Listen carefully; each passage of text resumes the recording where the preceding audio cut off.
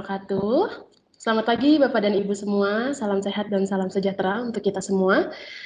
Kembali lagi dalam acara webinar PCman, kali ini bersama saya Khairul Musfida, saya yang akan mendampingi Bapak dan Ibu semua hingga acara ini selesai.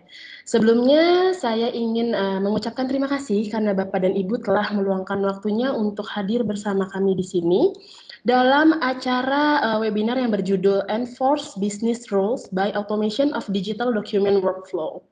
Oke, seperti webinar-webinar kita yang sebelumnya, saya ingin mengingatkan nih kepada Bapak dan Ibu semua untuk menonaktifkan kamera dan juga menonaktifkan mikrofonnya agar acara ini dapat berjalan dengan kondusif. Kemudian juga nanti saya ingin mengingatkan Bapak Ibu jika ada pertanyaan-pertanyaan bisa diajukan lewat kolom chat. Nanti pertanyaan Bapak Ibu tersebut akan saya bacakan pada sesi Q&A dan nanti akan dibantu jawab oleh para pembicara. Kemudian nanti juga akan ada pengisian feedback form. Jadi pengisian feedback form ini Bapak Ibu akan mendapatkan slide presentasi, rekapan Q&A dan juga rekaman webinar pada pagi hari ini. Selain itu, dengan mengisi feedback form, Bapak dan Ibu juga akan berkesempatan mendapatkan door prize di akhir acara senilai ratusan ribu rupiah. Jadi dimohon untuk Bapak dan Ibu mengikuti acara ini sampai dengan selesai. Baik, pada webinar kali ini, PCman berkolaborasi kembali dengan Microsoft Indonesia. Dan untuk pertama kalinya juga, PCman berkolaborasi dengan TechPack Indo Informatika. Jadi kali ini kami akan berbagi solusi mengenai, berbagi informasi mengenai solusi dari fitur Microsoft 365, yaitu Microsoft Power Automate, atau yang sebelumnya dikenal dengan Microsoft Flow. Dan nanti juga akan ada solusi dari TechPack, yaitu yang akan membawakan solusi mengenai Adobe Sign Product.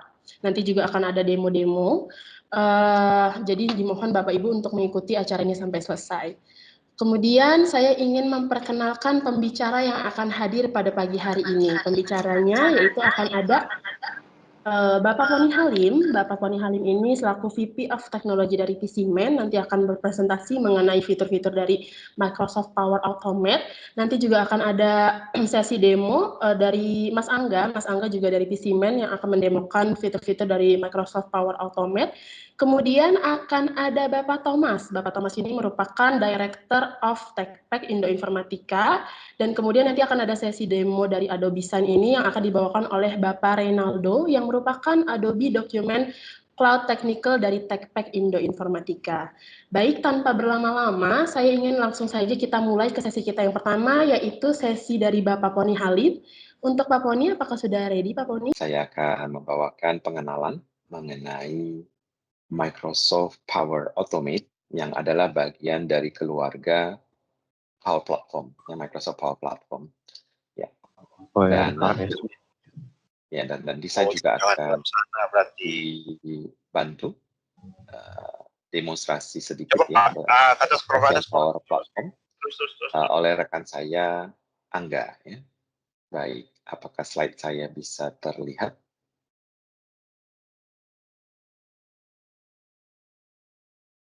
Ya, sudah terlihat Pak Poni. Oke, thank you. Baik, ya. Jadi topik webinar kita pagi ini adalah Enforce Business Rules by Automation untuk dokumen workflow. Jadi kita mengotomatisasi dokumen workflow ya menggunakan maksudnya kita bisa menerapkan ya business rules yang ada di dalam perusahaan kita masing-masing dengan mengotomatisasi proses workflow dari dokumen ya. Nah, dokumen digital tentunya dalam hal ini ya. Nah, apa itu Power Platform? Ya, jadi bagi yang belum mengenalnya, saya kenalkan singkat. Satya Nadella sebagai CEO dari Microsoft mengatakan bahwa Power Platform ini adalah bisa dibilang pertaruhan terbesar ya yang digaungkan oleh Microsoft ya di tahun 2019 ya pada tahun sebenarnya sudah lama produknya, tetapi waktu itu dilakukan major relaunching ya di tahun 2019. Dan dikatakan Power Platform ini boleh dibilang adalah pertaruhan terbesar Microsoft untuk seluruh produk lini bisnisnya. Jadi Microsoft sudah mengerucutkan seluruh produk and services mereka. Kita tahu sangat ekstensif dan banyak itu hanya menjadi 3 produk sebenarnya, yaitu keluarga Microsoft 365 untuk productivity. Jadi Microsoft Office yang kita kenal sekarang namanya adalah Microsoft 365. Kemudian Dynamics 365 ini adalah business application. Ya, jadi dulu kalau kita mengenal ada Microsoft Dynamics, GP, Axapta, Grid Plan Accounting, whatever, semua produk-produk bisnis, ya, financial itu sekarang sudah ada di dalam keluarga Dynamics 365. Dan kemudian kalau dulu kita mengenal Windows Server dan semua pernak-perniknya ya, itu sekarang adalah sudah berubah menjadi hosting services dengan nama Microsoft Azure. Lalu di mana posisi dari Power Platform ini? Power Platform ini adalah developer tools. Ini adalah low-code development tools, yaitu suatu sarana untuk dapat membuat otomatisasi atau program-program baik sederhana maupun yang advance untuk spesifik untuk kebutuhan bisnis di dalam perusahaan yang tidak membutuhkan coding. Ya, jadi tidak membutuhkan coding yang butuh dilakukan oleh seorang programmer layaknya belajar bahasa pemrograman. Ya. Oleh Forrester Research, Power Platform ini sekarang menduduki peringkat leader ya di dalam Forrester Wave. Ya. Forrester Wave ini semacam saingan dari Gartner Quadrant. Ya. Kalau Gartner punya namanya Magic Quadrant, ya kalau Forrester namanya punya Forrester Wave. Sama saja istilahnya 11-12 lah. Nah, di dalam posisi Forrester Wave di tahun 2019, Power Platform sudah menduduki posisi leader. Lalu, apa itu low code development dan kegunaannya sendiri itu untuk apa ya selama ini kita bisa kita inikan ya sebentar. Jadi apa yang mendasari pemakaian dari low code development ini kita bisa lihat. Jadi evolusinya itu pertama kalau kita masih mengingat kalau Bapak Ibu yang di dunia IT sudah cukup lama ya, ya. Jadi bagi yang mengerti hal ini ketahuan usianya saya bilang ya. Bahwa bahasa pemrograman dulu itu dibagi menjadi 2 jenis, yaitu interpreter dan compiler. Ya, bagi anak-anak muda sekarang yang belajar bahasa pemrograman mungkin istilah ini udah nggak populer. Tapi kalau dulu dikenalnya itu cuma ada 2. Bahasa pemrograman itu cuma 2 jenis, interpreter atau compiler. Gitu. Kalau interpreter itu berarti waktu saya eksekusi programnya, saya buat programnya di situ, saya jalankan juga di situ.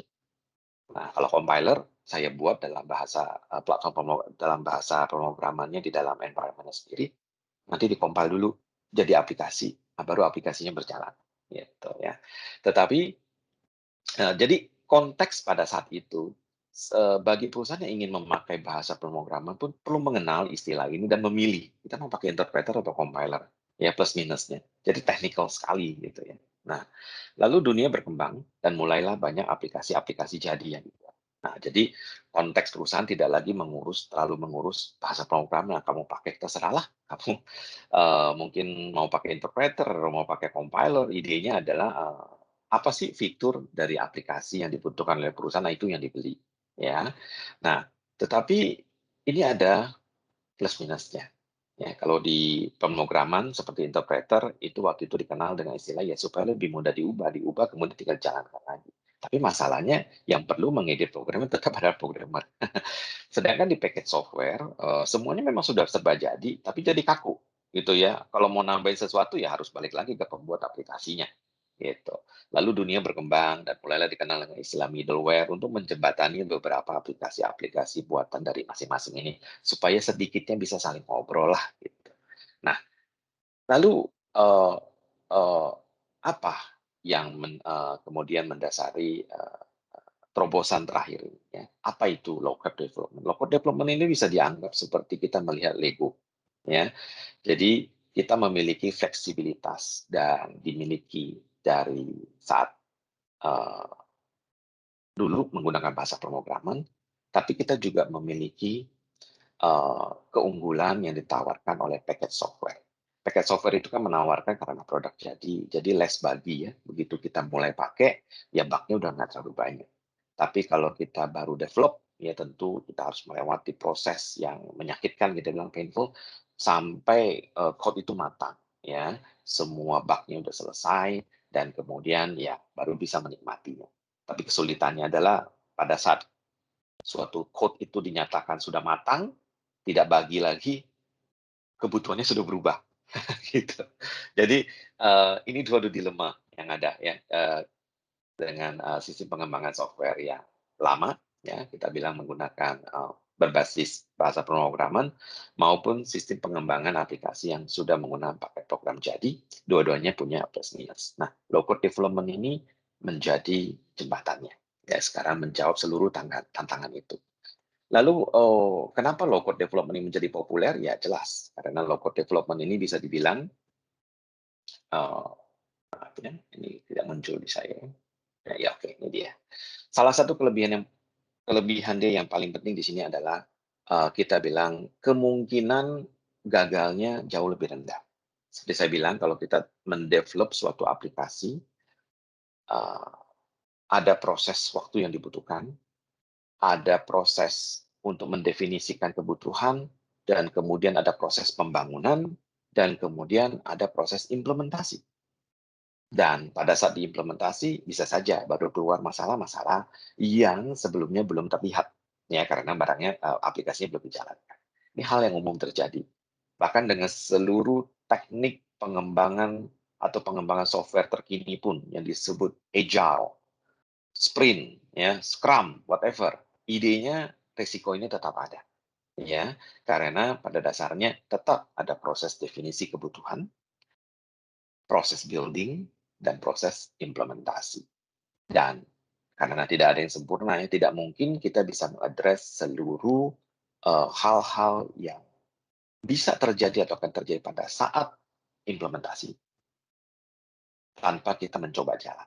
Jadi artinya banyak sekali hal-hal yang kita temui pada saat implementasi yang bagaimanapun tidak mungkin bisa diadres sepenuhnya pada saat desain. Jadi disinilah low code shining, karena low code itu by design, proses definisi kebutuhan, implementasi, dan running itu berjalan terus-menerus dalam cycle yang dalam lingkaran development yang tidak berhenti, terus-menerus dijalankan.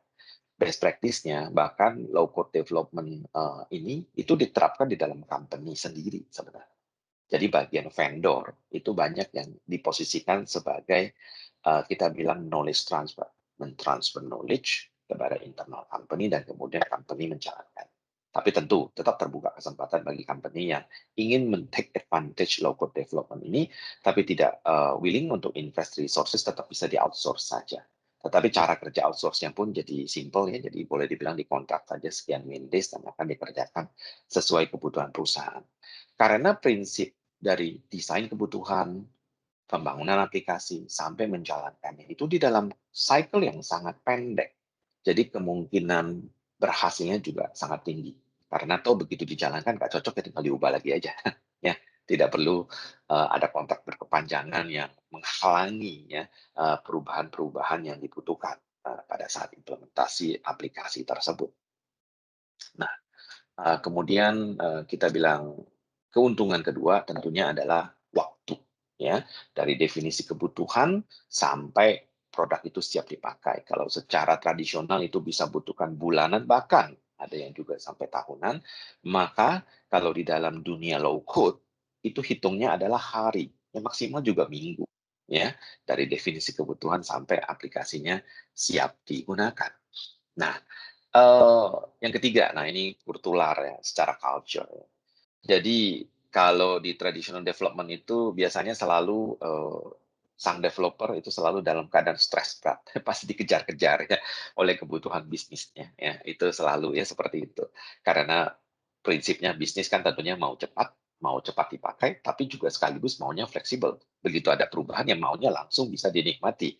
Sedangkan bagi yang mengerjakan ya saya harus recoding ulang. Waktu recoding ulang itu tidak semudah, oke hari ini saya mau ubah, hari ini juga jadi. Enggak, beberapa perubahan itu mendasar. Nah, dengan low code development, boleh dibilang sang IT developer pun ya, yang melakukan low code changes ini, itu less stressful, ya, lebih menyukai karena pada dasarnya apa yang user mau bisa langsung diperlihatkan. Ya, what you see is what you get istilahnya. Ya, gitu. Nah, ini yang menyebabkan bahwa yang disampaikan oleh CEO Satya Nadella sebenarnya bukanlah pendapat dia pribadi, tapi memang tren ya dari low code development ini kita bisa lihat di seluruh dunia sekarang ini sudah menjadi tren yang sangat signifikan pertumbuhannya, ya. Bahkan diprediksi bahwa pada dasarnya dalam 10 tahun mendatang seluruh perusahaan bisnis itu sebenarnya adalah perusahaan software juga. Maksudnya adalah seluruh bisnis yang ada ya pada dasarnya boleh dibilang dalam 10 tahun ke depan sebenarnya sedikit banyak pasti akan ada programming.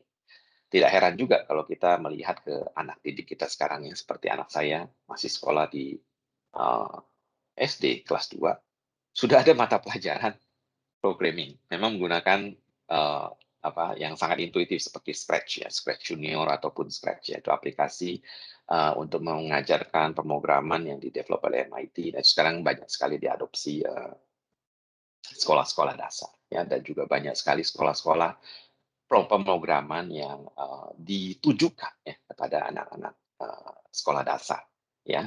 Jadi kalau saya bayangkan dengan zaman saya dulu, waduh, sampai SMA aja nggak dapet, baru kuliah baru diajarin bahasa pemrograman gitu ya.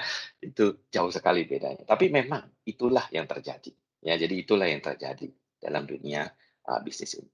Baik, singkat cerita, lalu di dalam inovasinya sendiri ya. Jadi bagaimana Power Platform ini menjawab tantangan itu di dalam Microsoft Power Platform itu ada 3 modul utama, yaitu Microsoft Power Automate, Power Apps, dan Power BI. Nah, untuk maaf slide saya agak ya, semoga bisa terlihat. Baik. Nah, jadi Power Automate, Power Apps, dan Power BI ini itu dibangun di atas services, kita bilang common services atau foundational services ya di bawahnya. Nah, foundational services ini terdiri dari Microsoft Data First. Maaf ini slide saya belum diupdate. Jadi common data service ini sekarang baru saja berubah nama menjadi Microsoft Data First ya. Jadi foundation services-nya adalah Microsoft Data First atau Common Data Services. Dan kemudian konektor dan gateway dan juga bagi ya aplikasi ataupun programmer yang benar-benar profesional itu tetap disediakan extension-nya sehingga bisa mengextend kemampuan dari aplikasi yang dihasilkan oleh platform ini tetap dapat menjadi aplikasi yang extensible di setara dengan aplikasi-aplikasi yang dibangun secara tradisional ya tapi tetap membutuhkan seorang code developer. Nah, kemudian topik hari ini memang tidak akan membahas semuanya ya. Power Apps, kemudian Power BI itu ada di topik webinar kita yang lain. Hari ini kita topiknya adalah Power Automate ya. Jadi bagian saya dalam mengenalkan secara umum. Jadi kalau Power Apps bisa dibilang itu adalah aplikasi yang dibangun secara cepat, bisa available di iOS maupun App Store maupun web based. Jadi sekali di develop secara GUI, klik drag and drop ya, tidak perlu coding sama sekali. Dengan cepat kita bisa membangun aplikasi-aplikasi yang siap di launch atau dipakai di iOS ataupun di Android maupun di web. Nah, kalau Power Automate ini adalah dahulu disebut Microsoft Workflow. Ini adalah proses otomatisasi yang berjalan ya. Untuk mengaitkan aplikasi-aplikasi yang sudah ada. Nah, dalam hal ini, hari ini kita memang akan lebih stress out, lebih menonjolkan Power Automate di dalam Office 365. Jadi Power Automate ini dapat dipakai di luar Office 365 dan juga dapat dipakai di dalam Office 365. Kalau di luar Office 365 dia butuh lisensi tersendiri, tetapi kalau di dalam Office 365 atau sekarang disebut Microsoft 365, kita sudah mendapatkan standard function ya di dalam Power Automate maupun Power Apps maupun Power BI. Jadi tidak perlu membeli lisensi tambahan.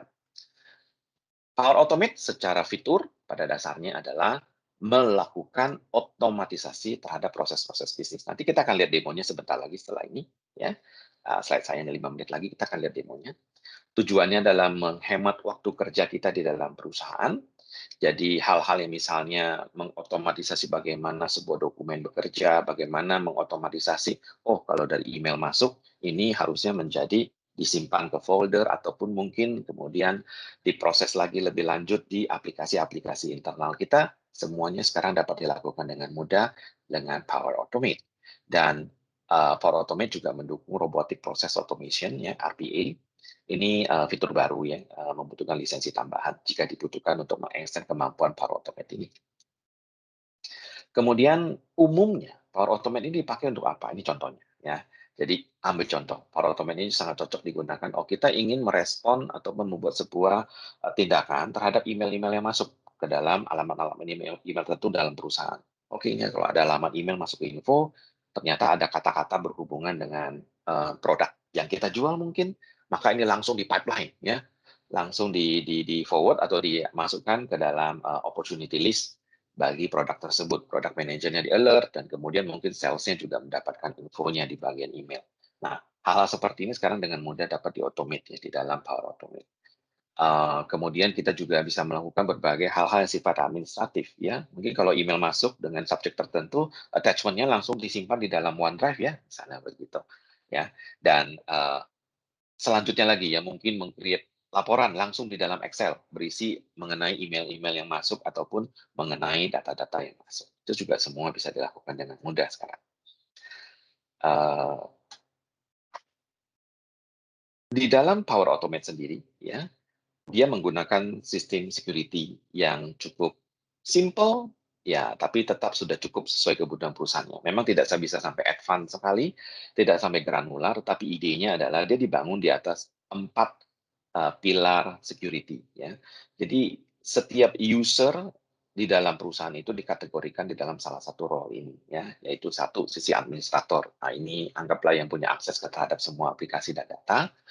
Sistem customizer, mereka yang melakukan perubahan-perubahan terhadap suatu flow atau suatu aplikasi yang sudah ada. Jadi aplikasi sudah dibuat, jadi mereka hanya meng-customize saja. Bisa dibuat role khusus seperti itu. Dan kemudian environment maker ini adalah dia yang meng-create resources dan mengkonekkan seluruh data yang ada. Dia yang bertanggung jawab terhadap koneksi data yang ada. Dan kemudian terakhir adalah usernya.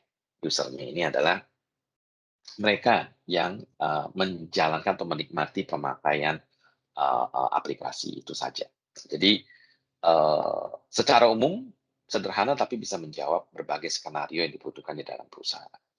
Baik, tanpa berlama-lama, saya silakan rekan saya Angga untuk sedikit mendemokan bagaimana cara kita membuat sebuah flow, ya, di dalam Power Automate. Ya, setelah itu selesai, saya akan lanjutkan dengan berbagai contoh, ya, contoh aplikasi yang dapat dibuat oleh Power Automate maupun Power Apps.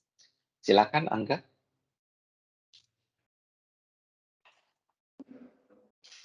Oke, baik. Terima kasih Pak Boni. Saya share screen dulu.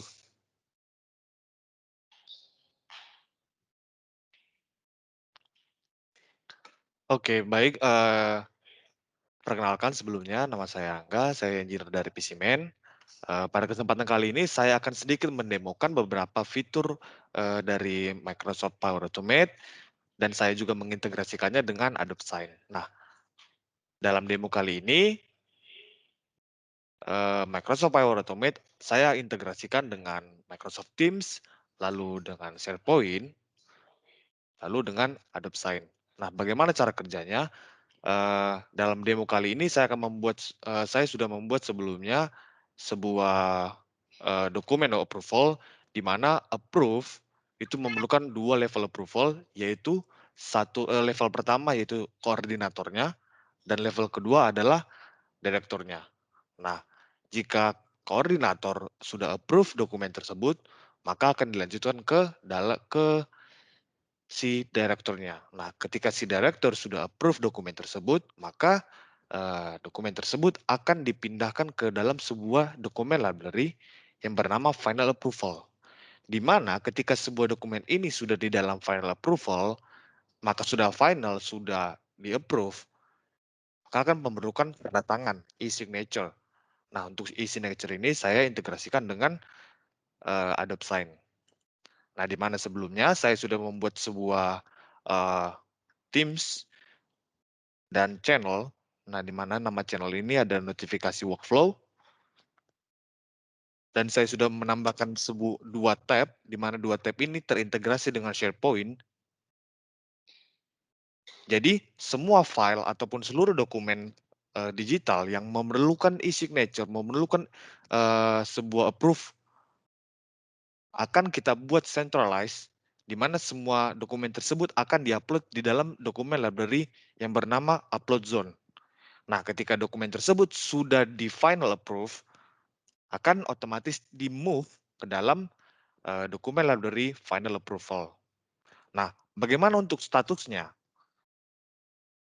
Di dalam Power Automate, ketika sudah terintegrasi dengan Microsoft Teams, kita juga bisa memberikan sebuah config ataupun settingan, di mana untuk status-status dari setiap flow-nya, kita bisa memberikan informasi, contoh seperti ini. Nah, bagaimana cara penggunaannya? Saya akan mendemokannya. Di sini saya mempunyai sebuah dokumen yang saya ingin untuk di-approve oleh koordinator dan direktur saya, lalu saya ingin si direktur tersebut untuk memberikan tanda tangannya. Bagaimana caranya? Saya akan mengupload dokumen tersebut di dalam library upload zone-nya, maka selanjutnya saya tinggal menunggu proses automate dari Power Automate ini berjalan. Karena trigger ataupun trigger situation ataupun condition-nya sudah saya buat, yaitu ketika sebuah file baru saja di-upload ke dalam library upload zone ini, maka akan menjalankan flow-nya. Nah, saya sudah mengupload sebuah file tersebut, lalu dengan Power Automate saya sudah memberikan konfigurasi dan men-set akan memberikan sebuah notifikasi bahwa saya ataupun orang lain telah membuat sebuah file atau dokumen tersebut untuk diperiksa ataupun direvisi dan statusnya apa? Statusnya menunggu approve dari koordinator. Nah, saya sebagai koordinator bisa untuk melihat dokumen tersebut, lalu ketika saya sudah selesai mereview, lalu saya ingin approve, maka saya hanya perlu untuk menekan ataupun memilih option approve ini. Saya approve, maka flow-nya berjalan. Untuk selanjutnya, flow-nya berjalan, saya sudah approve. Nah, selanjutnya, ketika saya sebagai koordinator sudah approve, maka flow tersebut akan berjalan untuk meminta approval dari level 2-nya ataupun level selanjutnya, yaitu dalam demo kali ini si direkturnya. Nah, saya sebagai direktur sama seperti si koordinator, ketika saya ingin meng-approve, di mana saya sebelumnya sudah mereview dokumen tersebut, maka saya hanya perlu menekan option approve.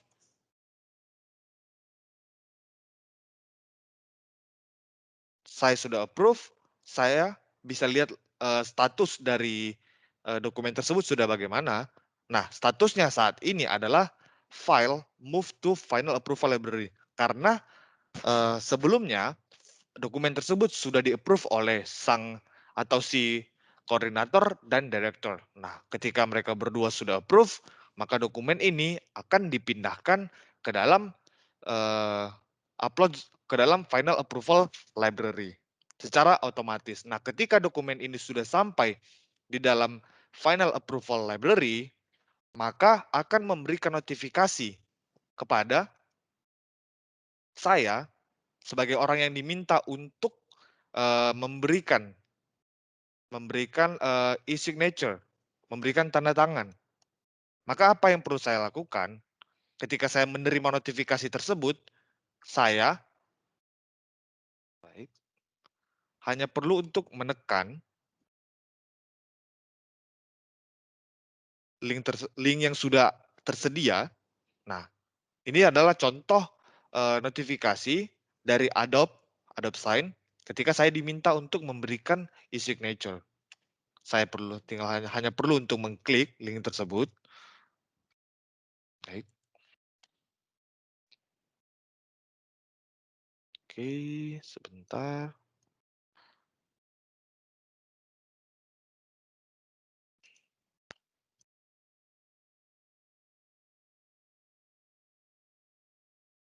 Oh, oke.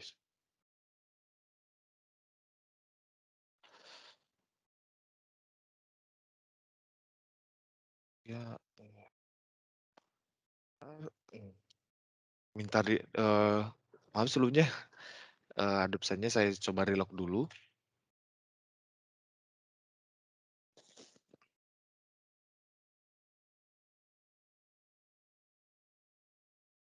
Oke.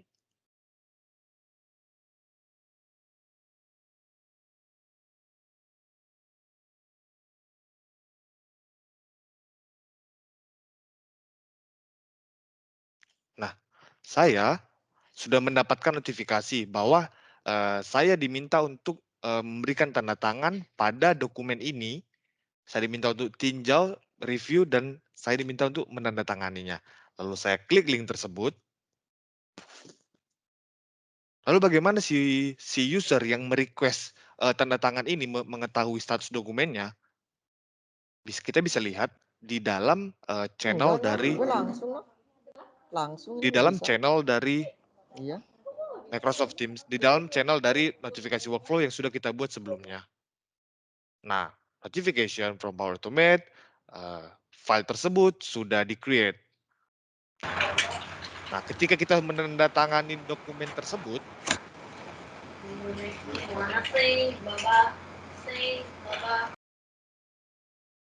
dokumen tersebut sudah saya berikan tanda tangan, saya sudah berikan e-signature, maka statusnya di dalam post dari channel ini juga sudah berubah, sudah terupdate. Nah, statusnya adalah dokumen ini sudah diberikan tanda tangan ataupun has been signed by orang yang kita minta untuk menandatangani dokumen tersebut, atau dalam demo kali ini kita anggap saja orang tersebut adalah direkturnya untuk memberikan tanda tangan.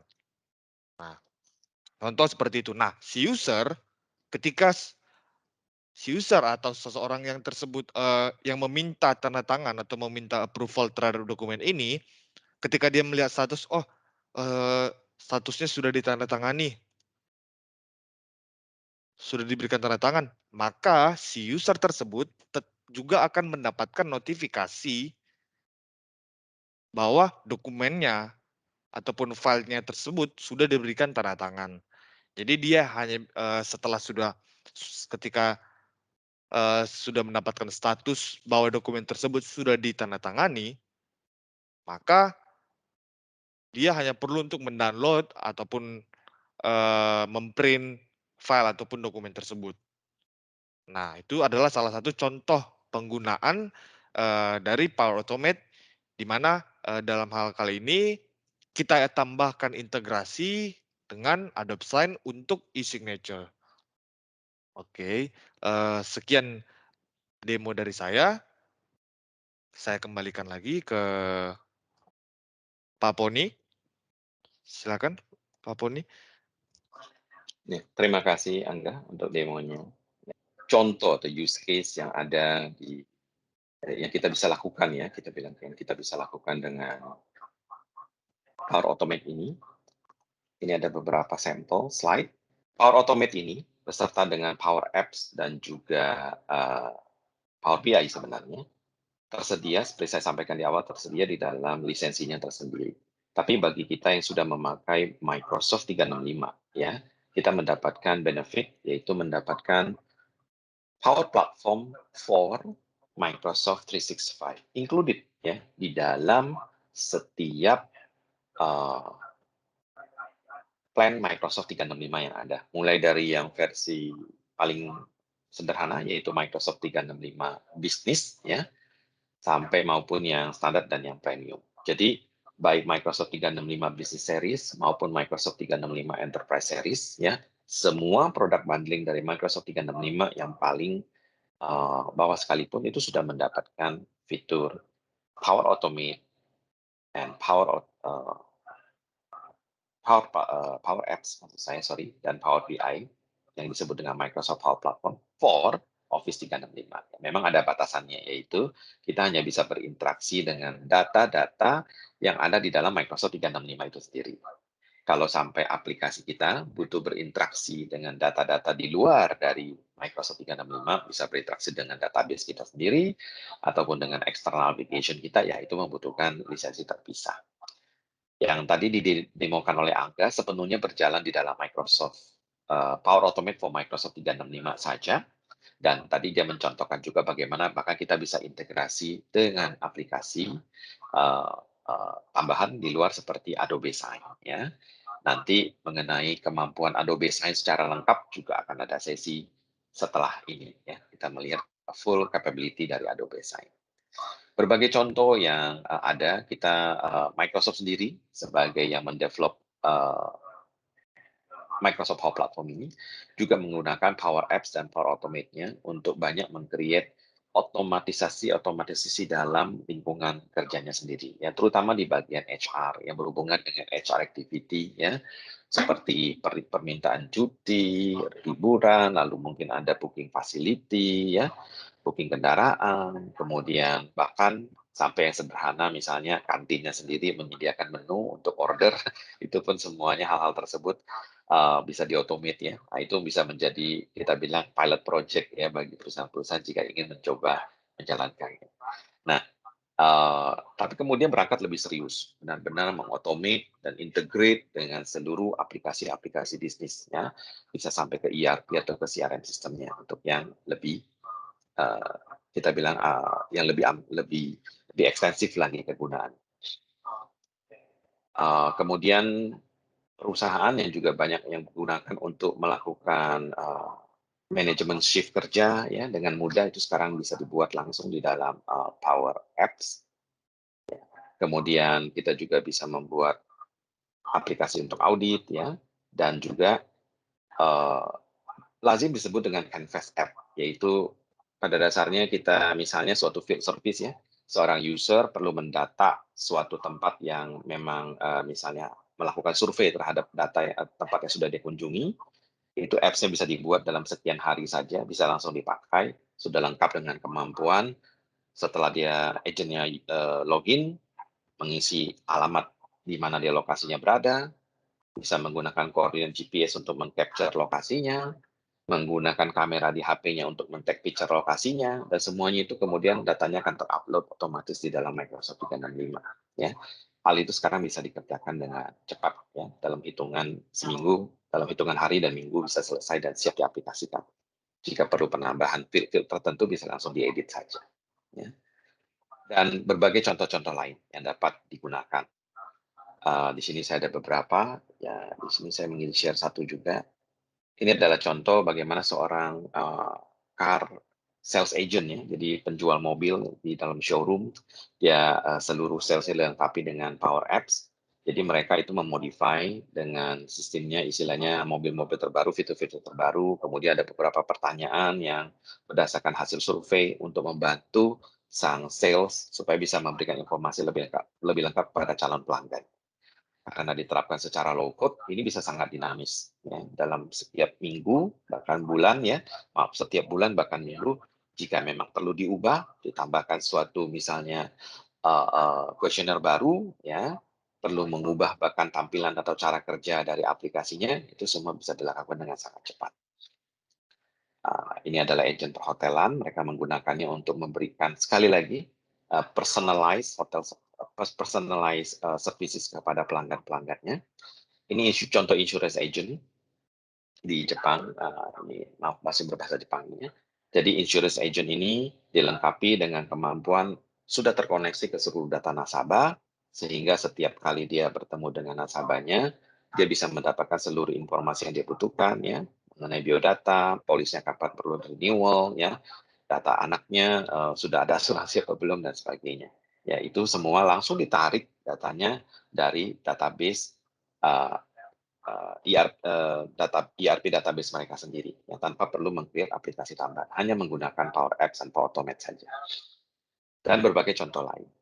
Ya. Jika nanti ada yang tertarik bisa ditanyakan lebih lanjut di dalam kolom Q&A. Baik, ya, saya sampai di penghujung waktu saya.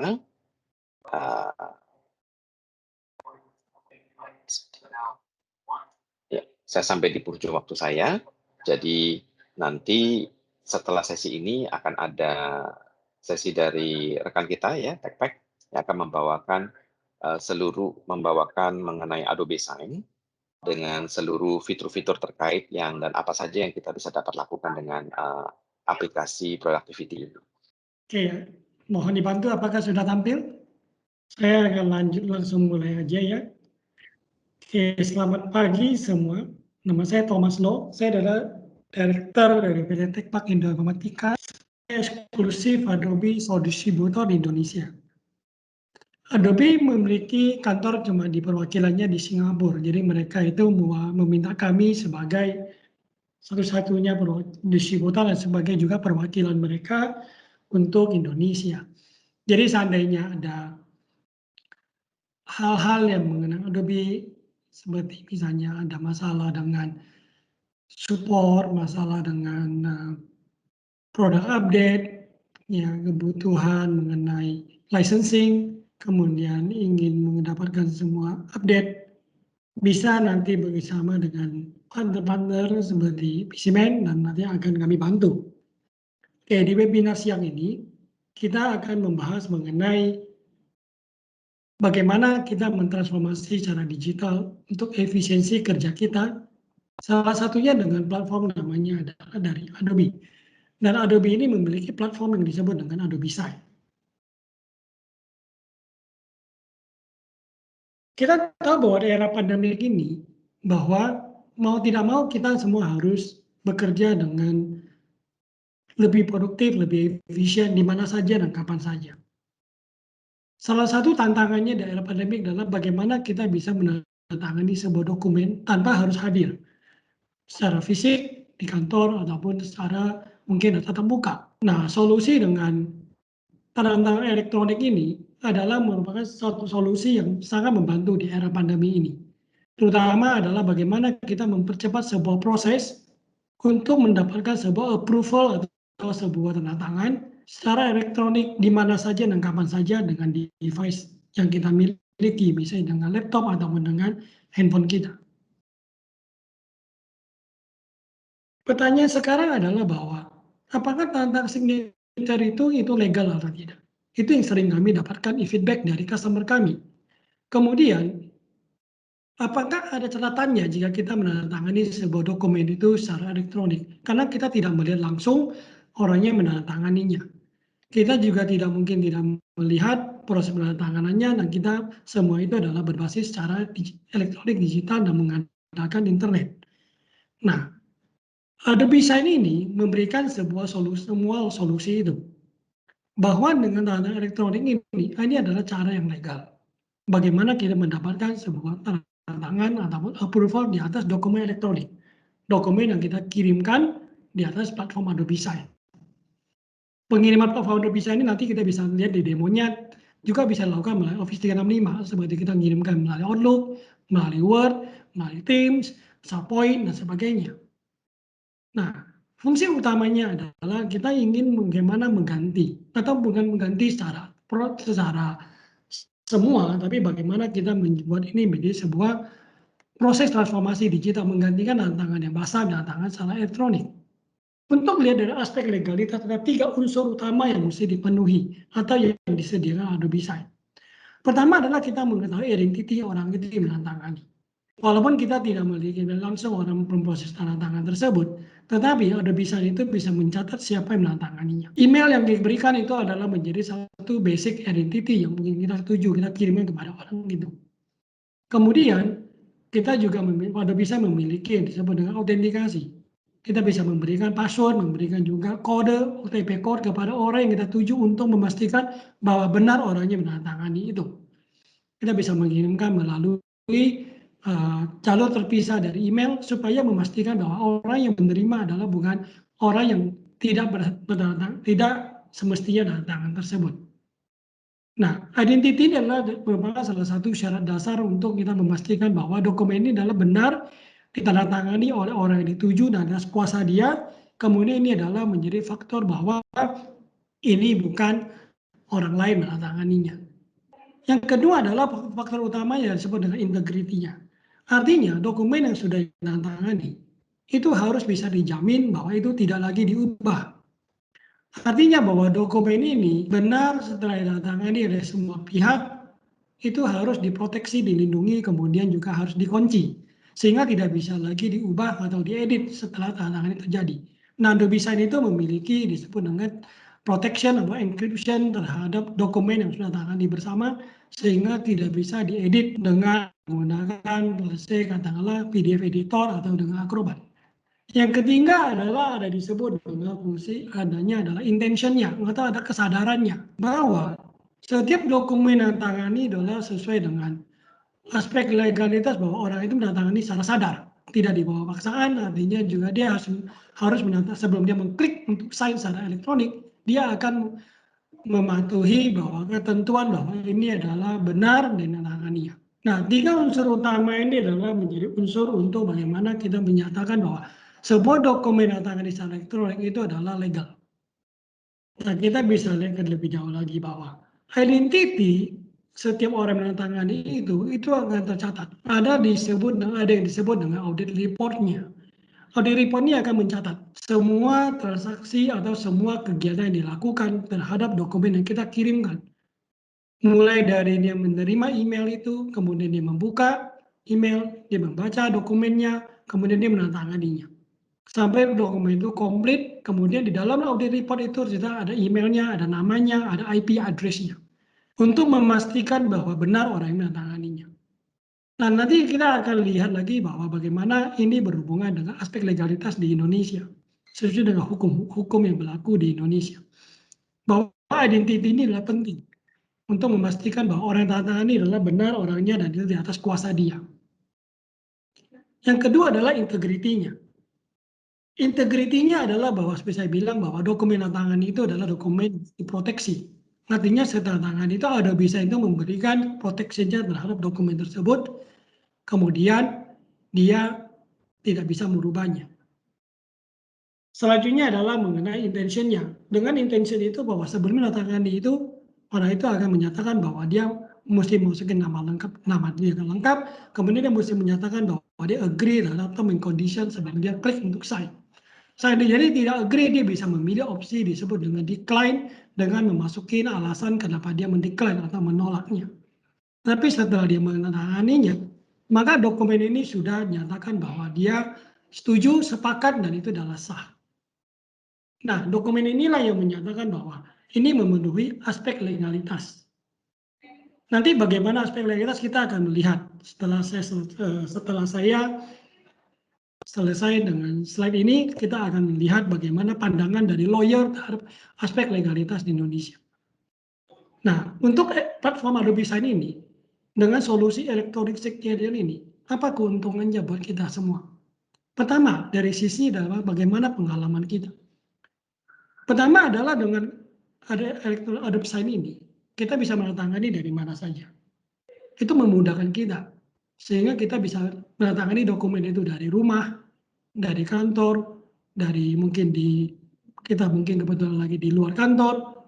Selama kita bisa mengakses email kita dan terhubung ke internet, kita bisa membuka aplikasi itu. Karena penerima itu akan menerima hanya dalam bentuk link. Dan link itu tinggal dibuka, kemudian akan menampilkan dokumen secara elektronik. Tidak perlu license, tidak perlu platform, tidak perlu software apapun.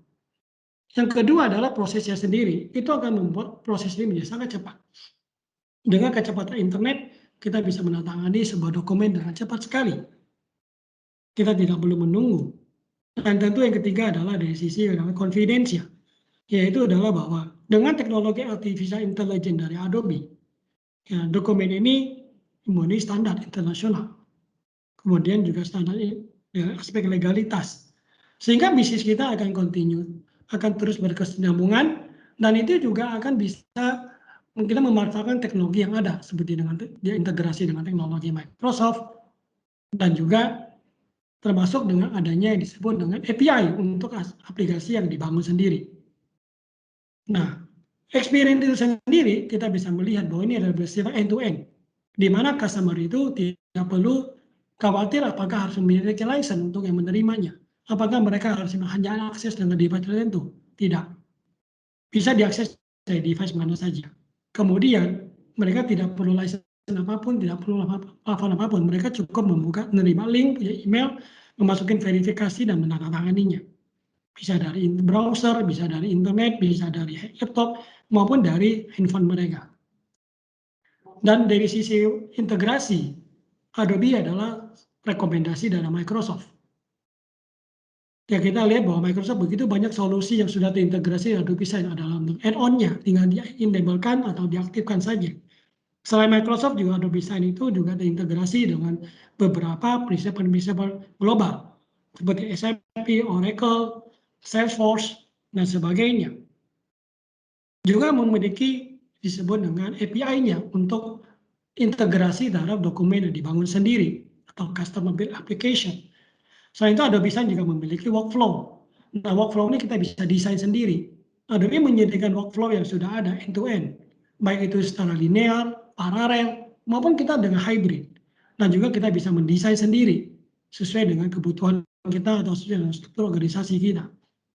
Fungsi utama Adobe Sign adalah pertama kita mendapatkan electronic signature ataupun tanda tangan elektronik di atas dokumen yang kita kirimkan. Kemudian ada yang disebut dengan kita bisa mengisi dokumen secara online, secara elektronik, baik itu menggunakan web maupun menggunakan online dokumen. Kemudian kita bisa mendapatkan approval, seandainya kita tidak perlu tanda tangannya. Kemudian juga acceptance, jika kita mungkin memerlukan terhadap tanda terima atau serah terima terhadap dokumen. Ini bisa dipakai di banyak contoh, misalnya untuk tender, penyerahan barang, serah terima pekerjaan, dan sebagainya. Termasuk juga untuk mensertify jika seseorang dibutuhkan untuk mensertifikasi dokumen yang dibutuhkan. Misalnya mungkin itu orang auditor perlu mensertify, atau seorang yang memerlukan dengan kriteria atau dengan tugas tertentu untuk mensertifikasi sebuah dokumen. Nah, ini akan menjadi pertanyaan mengapa kita membutuhkan Adobe Sign. Pertama adalah kita bisa melihat bahwa ini adalah end-to-end digital experience. Bagaimana kita mentransfer digital dari manual menjadi secara otomatis, elektronik. Kemudian disupport dengan automation ataupun dari innovation dari artificial intelligence-nya Adobe. Kemudian dia bisa enterprise adaptability terhadap aplikasi yang sudah kita miliki. Ada Power Automate, dengan Office 365, Teams, PowerPoint, SAP, Oracle, dan sebagainya. Adobe Sign memberikan value yang semua dengan workflow, dengan integrasi, dan juga rekomendasi dari Microsoft. Kemudian Adobe adalah trusted partners yang sudah lebih dari 20 tahun sebagai penguasa ataupun sebagai market leader untuk produk untuk software PDF atau Acrobat-nya. Dan kita lihat bahwa semua compliance internasional itu dipenuhi oleh Adobe Sign. Nah, sebagai summary ya, bahwa kita akan melihat bagaimana video untuk menampilkan mengenai yang direkam dari lawyer, salah satu lawyer di Indonesia yang akan membahas mengenai aspek legalitas dari Adobe Sign di Indonesia. Karena banyak sekali pertanyaan mengenai isu materai, kemudian isu daripada apakah terregistrasi di Kominfo atau sertifikasi. Oke, Aldo, untuk hemat waktu mungkin bisa tolong di-playkan videonya, Aldo. Terima kasih. Nama saya Doni Alamsyah Seyoputra, saya seorang advokat dan juga konsultan hak kekayaan intelektual. Saya mendirikan kantor saya yaitu Seyoputra Law Office yang banyak menangani perkara-perkara yang terkait dengan hukum bisnis, khususnya berkaitan dengan masalah hak kekayaan intelektual, masalah-masalah cyber, masalah-masalah IT. Dan juga kami banyak bergerak di bidang litigasi baik secara pidana maupun perdata. Banyak kesalahan persepsi apabila kita berbicara mengenai aspek tanda tangan digital atau electronic signature atau digital signature. Banyak orang yang berpikir bahwa kalau tanda tangan digital itu sebenarnya legal atau tidak menurut hukum di Indonesia, karena yang ditandatangani itu adalah sebuah perjanjian misalnya. Dan sebagian orang mengatakan dengan menandatangani suatu perjanjian itu tidak ada meterainya. Karena tidak ada meterainya maka perjanjian itu menjadi tidak sah. Banyak hal-hal yang sifatnya salah kaprah dipahami oleh masyarakat kita. Dan pada kesempatan ini saya ingin berbagi suatu pemahaman kepada Bapak Ibu sekalian untuk kita diskusikan bersama terkait dasar-dasar pengetahuan di bidang hukum yang berkaitan dengan hukum perjanjian, kemudian hukum informasi dan transaksi elektronik. Kesalahpahaman yang pertama adalah bahwa seolah suatu dokumen itu tidak, atau suatu perjanjian menjadi tidak sah hanya karena tidak ada meterai misalnya. Padahal sebenarnya yang namanya syarat sahnya perjanjian itu hanya diatur dalam 4 kategori atau kriteria yang diatur dalam pasal 1320 KUH Perdata. Yang pertama adalah kesepakatan mereka yang untuk mengikatkan dirinya dalam suatu perjanjian. Yang kedua adalah kecakapan untuk membuat suatu perikatan, ya. Yang ketiga adalah bahwa suatu sahnya perjanjian adalah mengenai suatu pokok persoalan tertentu. Yang keempat adalah suatu sebab yang tidak terlarang atau merugikan. Nah, bagaimana dengan meterai? Yang namanya meterai itu sebenarnya adalah pajak atau bea yang dibebankan oleh negara untuk setiap dokumen tertulis. Yang apabila dokumen tertulis itu kelak akan menjadi suatu objek atau menjadi alat bukti dalam suatu persidangan. Misalnya dalam suatu perkara perdata, di kemudian hari perjanjian ini terjadi dispute. Maka kita mau membuktikan bahwa perjanjian ini sah. Untuk bisa dikatakan sah, maka dokumen-dokumennya akan kita masukkan ke pengadilan. Ketiadaan meterai itu bukan masalah kalau memang dari awal penandatanganannya tidak dilakukan di bawah dengan menggunakan meterai secara manual. Kalau ternyata tidak menggunakan meterai, bagaimana? Apakah invoice menjadi tidak sah, perjanjian menjadi tidak sah? Tentu jawabannya tidak. Kalau tidak ada meterai, gampang saja. Ya, meterai itu bisa diperoleh dengan 2 cara. Pertama, kalau di masa lalu orang bisa membuat perjanjian dengan kertas bermeterai yang banyak dijual di kantor pos. Sekarang sudah tidak musim atau tidak lagi menjadi suatu kebiasaan karena repot. Membuat perjanjian dengan mesin ketik di atas kertas bermeterai rasanya tidak efisien. Maka yang paling mudah adalah beberapa perusahaan berlangganan meterai digital, ya, dengan membayar lebih dahulu di kantor pos, sehingga perjanjian-perjanjian yang bisa menggunakan meterai digital itu dimungkinkan. Ini banyak digunakan oleh misalnya perbankan. Nah, bagaimana kalau ternyata perjanjian antara 2 orang biasa tidak memiliki meterai atau lupa ditandatangani di atas meterai? Gampang saja. Bawa saja ke kantor pos, tempelkan materai yang sesuai ketentuan yang berlaku. Kepala kantor pos akan membubuhkan cap pos. Proses ini dari segi hukum namanya nazegelen. Jadi artinya perjanjian itu apabila mau dijadikan alat bukti di pengadilan atau menjadi objek suatu sengketa dibawa ke pengadilan, maka dianggap sudah sah dengan adanya meterai tersebut. Ini yang dilakukan misalnya oleh lembaga keuangan, misalnya perbankan, leasing, asuransi, itu harus menggunakan sertifikasi yang dibuat oleh lembaga dalam negeri. Itu sebenarnya aturan yang bagus, karena kalau terjadi apa-apa pemerintah nggak usah repot-repot cari keluar negeri ke servernya. Ya, tujuannya adalah mempermudah proses penyidikan dan memaksimalkan perlindungan terhadap korban. Akan tetapi, siapa yang bisa menjamin problemnya? Bahwa kalau menggunakan lembaga dalam negeri akan terjamin keamanan. Ini sekali lagi masalah trust, masalah security, bukan masalah legal. Kalau masalah legal sudah clear, mau di dalam maupun di luar negeri, saya tidak yakin Twitter, Facebook segala macam membuat atau mensertifikatkan sistem yang berlaku pada mereka kepada lembaga sertifikasi dalam negeri. Tapi kendati pun tidak, tetap apa yang kita lakukan penuh tanggung jawab bisa disidik oleh penyidik, bisa diterima walaupun itu tidak disertifikasi oleh lembaga sertifikasi dalam negeri. Ya. Kemudian tadi sudah disebutkan ada surat beserta dokumen yang menurut undang-undang harus dibuat dalam bentuk akta notaris atau akta yang dibuat oleh pejabat pembuat akta. Ini masuk dalam kategori akta otentik. Nah, sekarang mengenai tanda tangan elektronik diatur dalam pasal 1 angka 12 Undang-Undang ITE. Di situ disebutkan tanda tangan elektronik adalah tanda tangan yang terdiri atas informasi elektronik yang dilekatkan, terasosiasi atau terkait dengan informasi elektronik lainnya yang digunakan sebagai alat verifikasi dan autentifikasi. Jadi termasuk pengertian tanda tangan elektronik itu termasuk diantaranya adalah kalau Bapak melakukan mobile banking, memasukkan password, kemudian kita klik, itu juga merupakan tanda tangan elektronik. Jadi tanda tangan elektronik itu bukan semata-mata tanda tangan yang di-scan-scan begitu aja. Tapi ketika kita memasukkan password segala macam, kita melakukan mengklik suatu tombol accept terms and condition, itu sudah merupakan bentuk tanda tangan elektronik.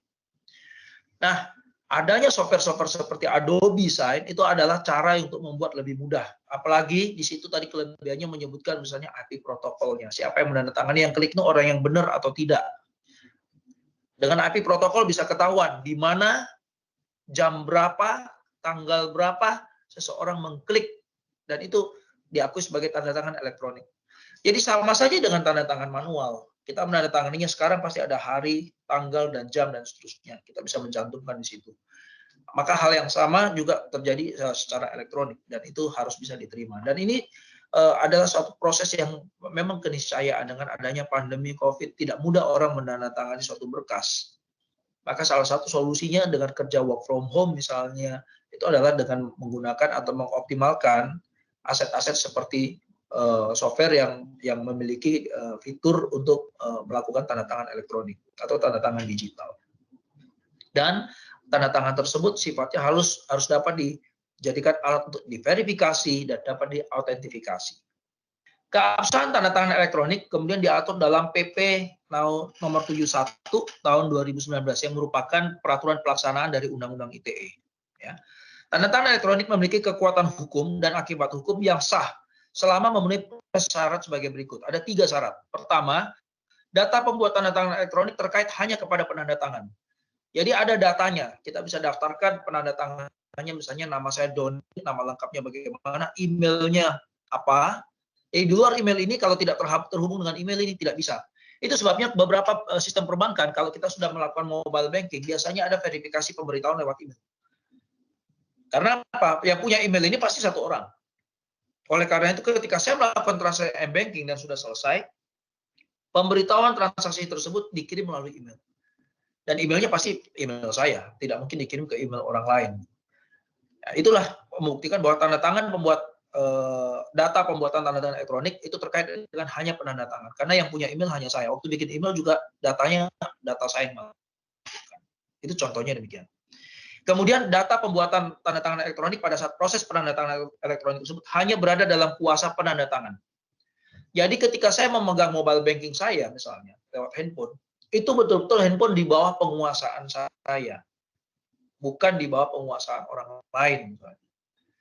Itu sebabnya ya kenapa kita mobile banking handphone ada passwordnya sendiri. Kemudian masuk ke akses BCA atau Bank Niaga atau bank-bank yang memiliki fasilitas mobile banking, kita dikasih password.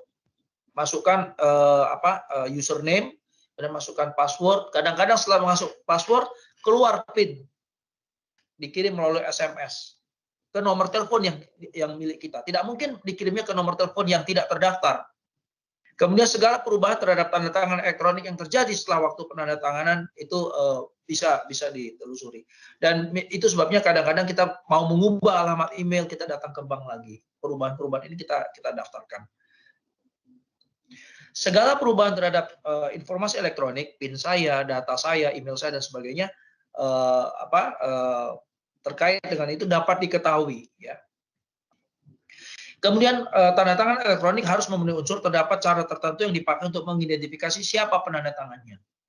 Nah, itulah tadi kalau dengan software yang tadi saya dengarkan ada internet protokolnya, ada IP address-nya segala macam itu ketahuan. IP address ini digunakan pada hari apa, jam berapa dan di mana. Bisa ketahuan juga siapa ISP, internet service provider-nya. Apakah menggunakan misalnya First Media, ataukah menggunakan CBN, atau menggunakan apa, itu bisa ketahuan di sana. Dan kesesuaian ini kalau memang terjadi dispute di pengadilan, kita bisa buktikan di pengadilan dia menggunakan CBN sesuai dengan data di sini, dia menggunakan apa data di sini. Itu melahirkan alat bukti yang tadi saya katakan alat bukti petunjuk. Kesesuaian antara yang satu, bukti yang satu dengan bukti yang lain. Dan terakhir terdapat cara tertentu untuk menunjukkan bahwa penanda tangan telah memberikan persetujuan terhadap informasi elektronik yang terkait. Kira-kira ini garis besar mengenai aspek hukum tanda tangan elektronik. Tanda tangan elektronik meliputi satu, tanda tangan elektronik yang tersertifikasi. Nah, ini yang penting. Siapa yang melakukan sertifikasi kan gitu. Jangan sampai ada orang mengatakan dia memiliki kemampuan melakukan sertifikasi, namun ternyata tidak aman, gitu ya. Orang yang pihak yang mampu melakukan sertifikasi itu harus terdaftar di Kominfo. Ya. Tapi kalau misalnya tanda tangan elektronik tidak tersertifikasi, bukan berarti tanda tangan elektroniknya menjadi tidak sah. Bukan begitu pengertiannya. Ya. Dia hanya mengatakan tanda tangan elektronik meliputi dua. Yang A saya sebutkan tersertifikasi, yang B yang tidak tersertifikasi. Itu dibuat tanpa menggunakan jasa penyelenggara sertifikasi elektronik Indonesia. Seperti yang saya katakan, saya tidak yakin perusahaan-perusahaan seperti Facebook, Instagram, Twitter, atau kita melakukan transaksi pembelian lewat Alibaba atau Amazon, mereka melakukan sertifikasi untuk sekedar memastikan bahwa tanda tangan klik accept bayar dengan kartu kredit telah disertifikasi di Indonesia. Tidak yakin saya. Tapi kalaupun dia menggunakan sertifikasi luar negeri, bukan berarti menjadi tidak sah. Dia tetap sah. Nah, apabila dia dibuat oleh lembaga sertifikasi nasional atau dalam negeri, itu terdata paling tidak ada 3 syarat. Memenuhi keabsahan kekuatan hukum dan akibatnya menggunakan sertifikat elektronik yang dibuat oleh jasa penyelenggara sertifikasi elektronik Indonesia. Tentu tidak semua orang bisa didaftarkan di Kementerian Kominfo. Kemudian dibuat dengan menggunakan perangkat pembuat tanda tangan elektronik tersertifikasi. Nah, Adobe Sign itu bisa dianggap sebagai salah satu perangkat atau alat atau instrumen yang membuat tanda tangan elektronik yang tersertifikasi. Nah, ini adalah dasar hukum yang terkait dengan dasar-dasar pemahaman kita mengenai Undang-Undang ITE yang menjadi payung hukum utama berkaitan dengan tanda tangan elektronik. Ini menjadi penting agar tidak ada keraguan bagi Bapak Ibu sekalian. Wah, kalau kita menggunakan Adobe Sign, apakah ini legal atau tidak, bisa dibuktikan atau tidak, dan seterusnya. Dengan adanya pemahaman ini sebenarnya banyak perangkat-perangkat yang mungkin bahkan lebih tidak secure dibandingkan Adobe Sign sekalipun. Itu sebenarnya sudah banyak kita lakukan. Termasuk dengan Facebook, dengan segala macam. Makanya tidak heran kadang-kadang ada akun dijebol, diretas, dihack, dan sebagainya. Mudah-mudahan penjelasan ini bisa memberikan keyakinan kepada Bapak Ibu sekalian bahwa jangan ragu melakukan tanda tangan elektronik, menghasilkan suatu dokumen elektronik, dan melakukan perbuatan transaksi elektronik. Karena dasar hukumnya sudah ada dan cukup jelas. Jangan ragu bahwa jangan berpikir bahwa wah tidak ada materai berarti tidak sah, perjanjian menjadi tidak sah. Jangan ragu bahwa kalau tanda tangan elektronik nanti kita tanda tangani, bagaimana cara pembuktiannya di pengadilan. Jangan ragu karena semua sistem yang mengatur tentang itu secara hukum sudah ada. Dan terima kasih atas perhatian Bapak Ibu sekalian. Terima kasih Pak Thomas atas overview produk dan juga videonya. Selanjutnya langsung ke Pak Reynaldo untuk sesi demonya ya Pak Aldo. Untuk Pak Aldo saya persilahkan. Oke, terima kasih Mbak Ida. Oke, terima kasih Mbak Ida, tim Pisimen, dan juga Pak Thomas, dan juga Bapak Ibu sekalian yang sudah masih ikut bergabung dengan kita. Jadi pada hari ini, perkenalkan nama saya Reynaldo Putra, saya sebagai teknikal dari Tekpek Indo Informatika. Nah, jadi pada hari ini saya akan mendemokan penggunaan Adobe Sign secara umumnya bagaimana. Jadi di sini kita bisa melihat tampilan awal dari Adobe Sign. Adobe Sign sendiri itu berbentuk cloud. Jadi kita bisa menggunakan browser untuk mengakses Adobe Sign. Jadi kita tidak perlu menginstal aplikasi. Nah, kecuali nanti untuk kita istilahnya ingin mengirimkan dokumen atau ingin menandatangani melewati handphone. Nah, itu kita mesti mendownload aplikasinya, Adobe Sign-nya. Nah, itu sekilas saja. Jadi untuk tampilan awal dari Adobe Sign ini kita bisa memasukkan branding di sini. Jadi logo dari company kita bisa masukin di sini.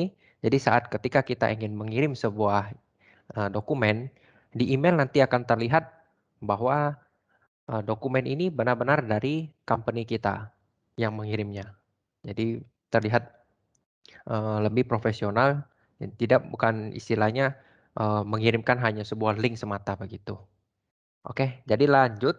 Ketika kita sudah menyiapkan sebuah dokumen yang sudah di-approve, yang sudah selesai melewati tahapan, yang sudah siap untuk kita kirimkan untuk meminta tanda tangan atau approval dan lain sebagainya, kita bisa langsung klik aja untuk klik send di sini dan memasukkan beberapa email. Saya coba mencontohkan untuk memasukkan beberapa email di sini. Saya coba memasukkan 4 email. Oke. Nah, di sini kita bisa melihat dalam kita ingin mengirim sebuah dokumen.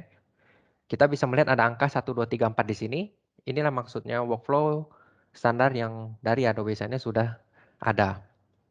Karena jadi ketika nomor 1 sudah selesai untuk menandatangani, nah dia baru bisa lanjut ke orang kedua dan seterusnya. Nah, di Adobe Sign juga kita bisa menggabungkan dengan proses paralel. Jadi kalau saya menggantikan nomor 2 di sini, nah jadi proses yang setelah selesai proses yang pertama, dokumen telah ditandatangan. Nah, nanti untuk di proses yang kedua itu perlu untuk meminta tanda tangan dari kedua orang ini.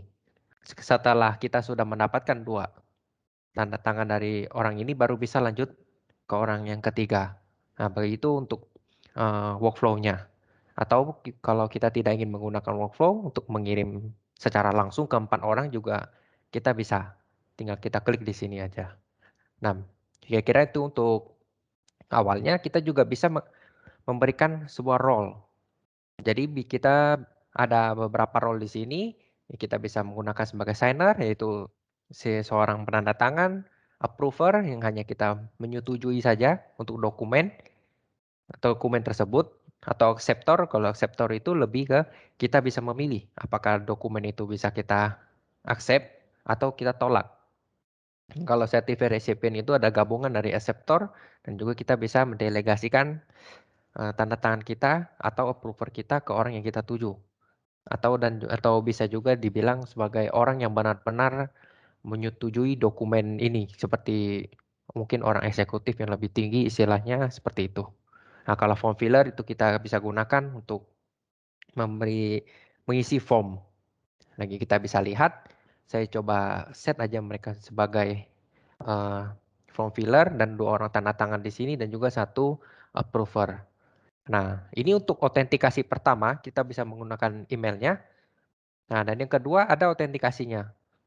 Kita bisa menggunakan password atau menggunakan OTP phone, atau kita juga bisa menggunakan akun Adobe Sign. Yang ini biasanya kita gunakan untuk internal. Jadi jika kita ingin mengirim secara internal, kita bisa menggunakan autentikasi Adobe Sign account karena kita sama mempunyainya. Itu untuk mempermudah autentikasi saja sebenarnya. Kalau eksternal biasanya digunakan password atau OTP phone. Di sini saya coba setting aja untuk memberi password. Jadi di sini saya coba berikan password yang gampang aja di sini. Nah, saya oke aja di sini. Terus selanjutnya kita untuk mengirim dokumennya, itu kita bisa sama seperti kita ingin mengirim email. Jadi di sini kita coba buat aja subjeknya, testing,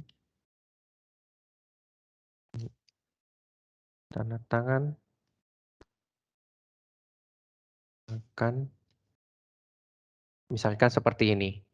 Nah, kalau lalu untuk pesannya kita bisa langsung aja untuk ketik di sini, atau kita juga bisa menggunakan template yang sudah kita buat sebelumnya, misalkan seperti itu. Kalau misalnya saya klik untuk template-nya, kita juga sudah bisa langsung menggunakannya. Nah, lalu untuk di bagian sebelah kanan ini kita juga bisa memberikan sebuah password. Jadi ketika dokumen ini ingin dibuka oleh siapapun, itu mesti kita memasukkan password.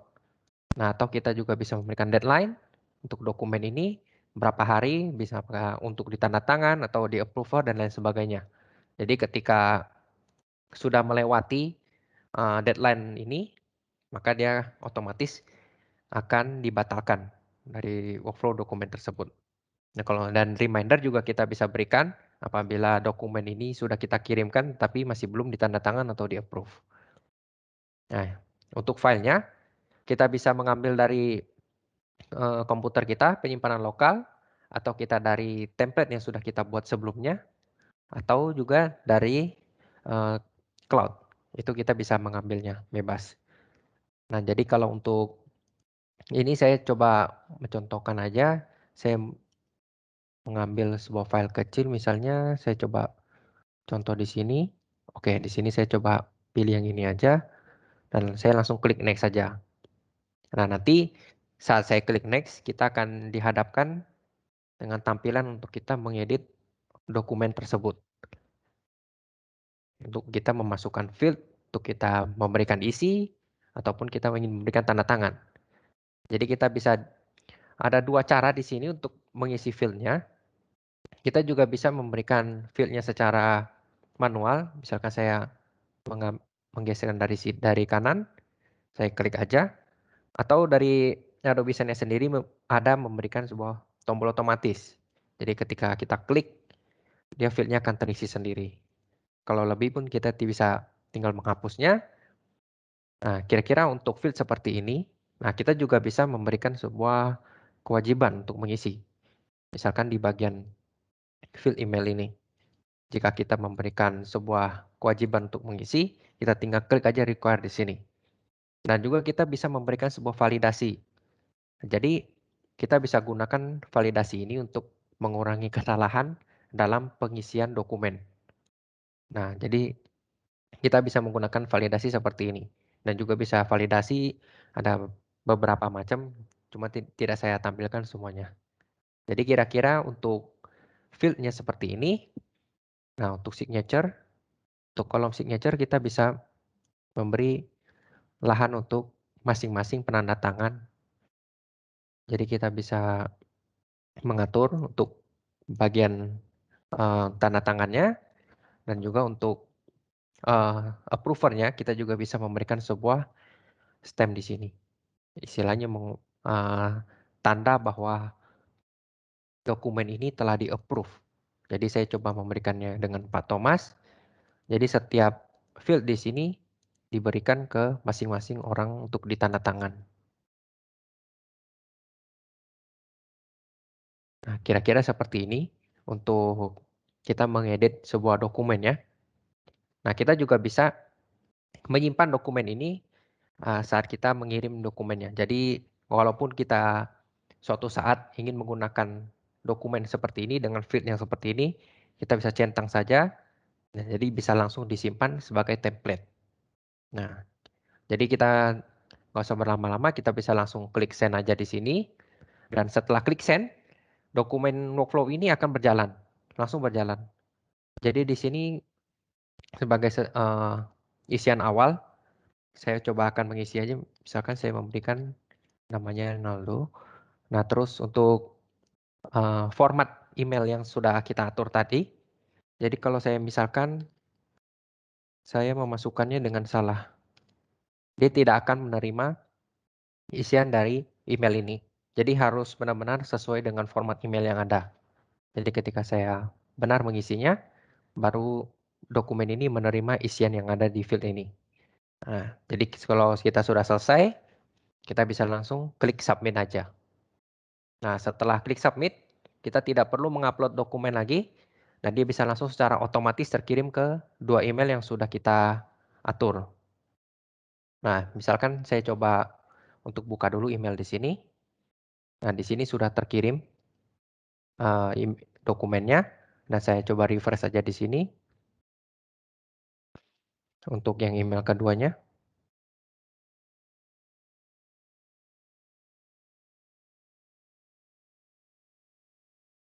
Oke, saya coba buka yang untuk menggunakan ini. Oke. Nah, di sini saya coba lanjut dulu untuk yang email yang keduanya. Jadi di sini saya sudah mendapatkan dokumen tersebut. Kita tinggal klik link aja dan juga kita bisa langsung membuka dokumennya. Jadi begini tampilan dari dokumen yang telah dikirimkan. Jadi saya coba klik aja langsung untuk buka. Oke. Nah, setelah sesuai dengan yang tadi kita sudah setting di awal, kita harus memasukkan password untuk membuka dokumen ini. Jadi ketika kita salah memasukkan password, dia akan mengeluarkan notifikasi bahwa passwordnya salah. Dan secara default ini berlangsung sebanyak 5 kali. Jika kita 5 kali salah memasukkan password ke dalam dokumen ini, nanti secara otomatis dokumen ini workflow-nya akan dibatalkan. Seperti itu. Jadi saya coba memasukkan yang benarnya aja.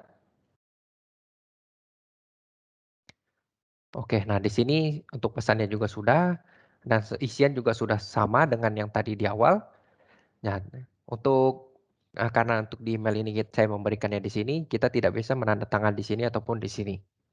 Jadi kita sudah diberikan tempat, sudah sesuai dengan yang sudah didesain di awal. Jadi untuk tanda tangannya, kita bisa menggunakan nama kita, nama lengkap, atau kita bisa menggambar dengan mouse, atau kita bisa juga mengupload sebuah gambar di sini. Misalkan kita sudah mempunyai cap atau tanda tangan kita yang sudah kita scan, bisa kita upload ke sini. Nah, dan juga kita bisa menggunakan handphone untuk lebih mudah. Untuk handphone ini kita bisa dua, bisa menggunakan aplikasi yang nanti akan saya tunjukkan, dan juga bisa dari link yang akan dikirimkan melalui SMS. Jadi ketika kita memasukkan nomor kita di sini dan klik send, nanti Adobe Sign akan mengirimkan link untuk kita membuka dokumen ini dan kita bisa langsung tanda tangan di dokumen tersebut. Jadi di sini saya coba menggunakan nama saya aja. Jadi saya apply aja di sini, dan di sini juga ada sebuah pernyataan yang bahwa ketika kita klik di sini, maka benar-benar kita telah menandatangani dokumen tersebut. Oke, di sini saya langsung aja coba untuk membuka Adobe Sign yang ada di handphone. Oke, jadi saya coba tampilkan dulu. Nah, di sini sudah kita lihat ada notifikasi bahwa dokumen ini telah ditunggu untuk saya tanda tangan. Nah, kita juga bisa mengirimkan dokumen atau kita juga bisa mendapatkan tanda tangan ketika misalkan orang tersebut itu sedang tidak membawa handphonenya atau tidak dengan laptopnya. Jadi kita bisa memberikan handphone ini untuk dia menandatangani dokumen tersebut. Nah, jadi di sini saya coba klik aja untuk saya tanda tangan.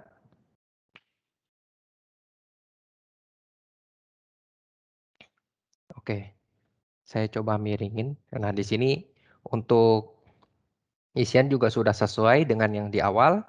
Dan juga kita sudah lihat bahwa dokumen ini ada di tanda tangan. Sudah ditanda tangan sebelumnya. Jadi saya untuk klik aja di sini. Atau kita ingin mengubah dokumen tersebut, kita juga bisa. Kita juga bisa mengetik dengan nama kita di sini. Atau kita juga bisa menggambar. Mungkin misalkan yang lebih gampang. Nah, misalkan seperti ini saya gambar. Atau juga kita bisa mengupload gambar. Yang siapa tahu ada di handphone kita juga. Jadi saat kita terapkan di sini. Dan kita bisa klik aja tuntas di sini. Nah, di sini sudah keluar, sudah muncul pernyataan yang sudah sama juga dengan yang seperti tadi. Jika kita klik untuk menandatangan dokumen tersebut. Jadi saya coba klik aja. Oke. Nah, ini proses ini sudah, untuk proses yang kedua sudah selesai. Dan dokumen ini sudah kita bisa lihat juga untuk historinya. Dokumen ini telah dikirim ke emailnya Pak Thomas untuk di-approve. Dari sini kita juga bisa melihat historinya. Nah, di sini kita bisa melihat juga untuk dokumennya yang akan di-approve oleh Pak Thomas. Nah, ini saya sebagai penanda tangan juga bisa melihat historinya, dan juga saya sebagai pengirim juga bisa melihat historinya. Jadi ketika saya klik manage di sini juga saya bisa melihat activity dari dokumen tersebut. Oke, mungkin ini sudah selesai Pak Thomas untuk meng-approve. Jadi saya langsung pindah aja ke bagian complete. Nah, di sini sudah kita bisa lihat untuk terakhirnya. Dokumen ini telah di-approve oleh Pak Thomas. Jadi kita bisa melihat log awal sama seperti yang di handphone tadi.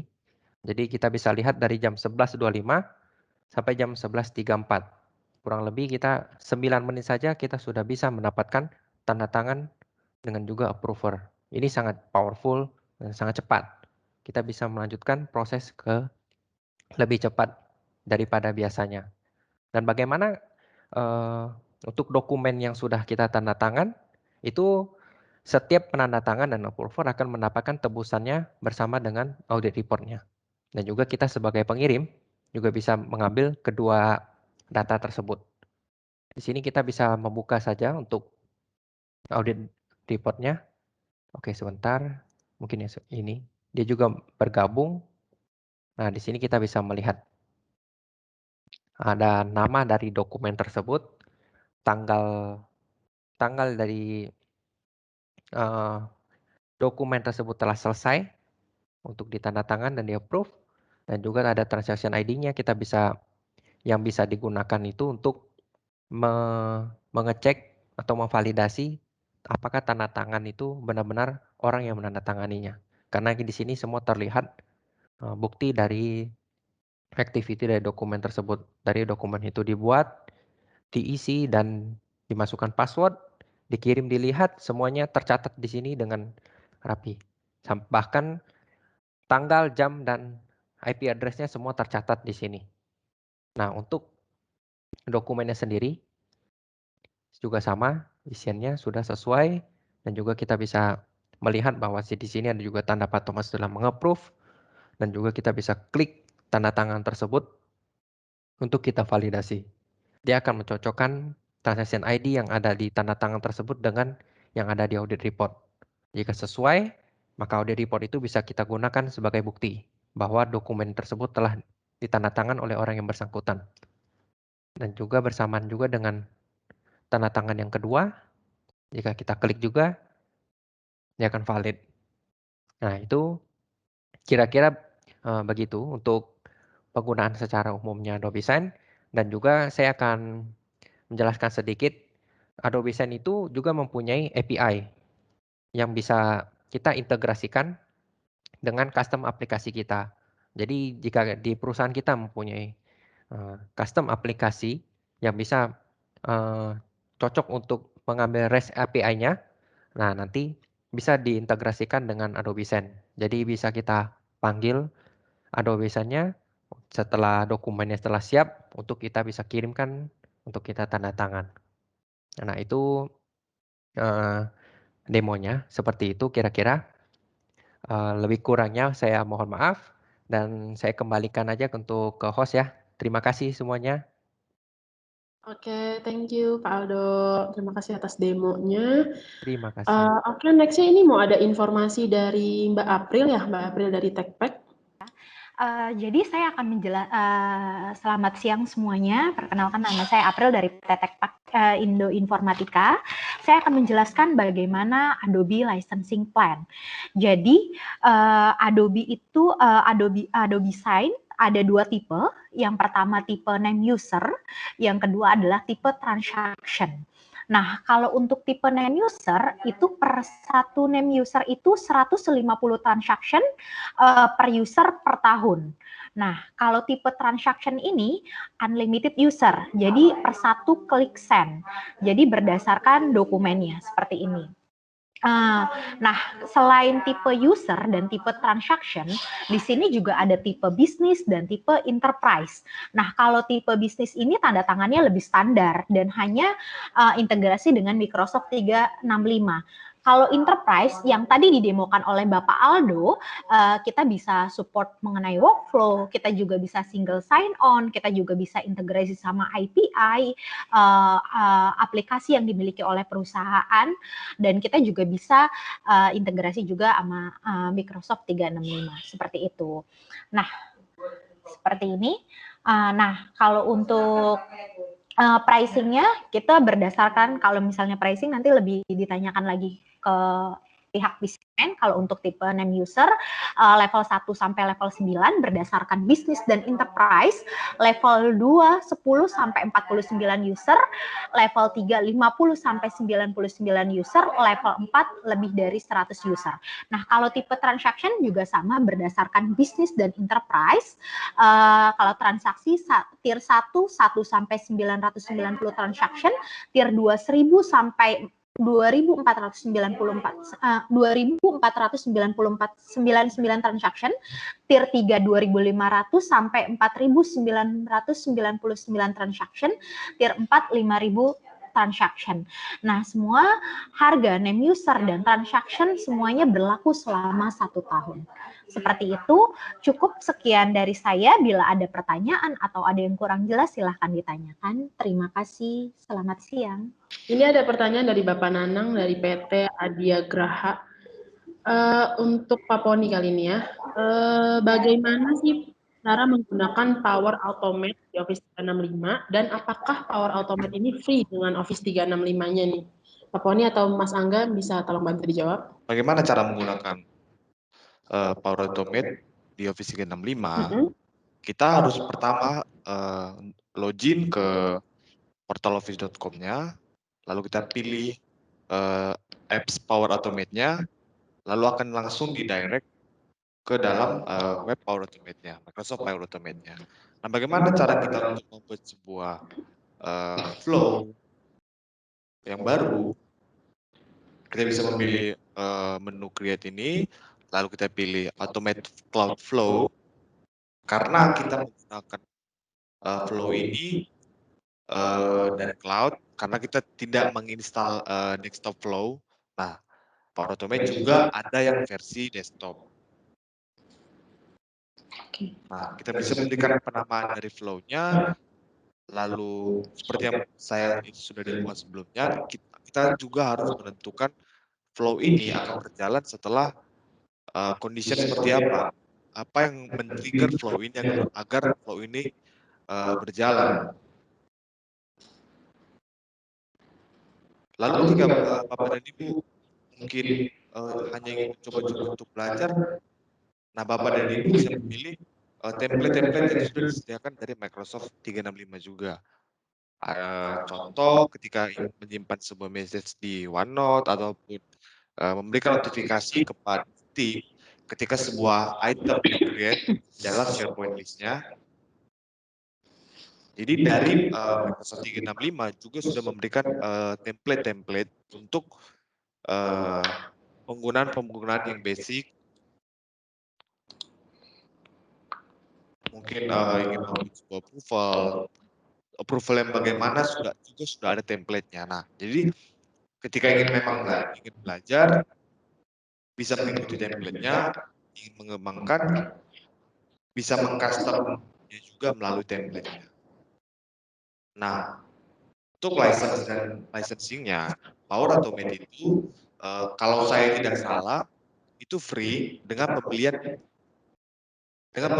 license minimal itu bisnis basic.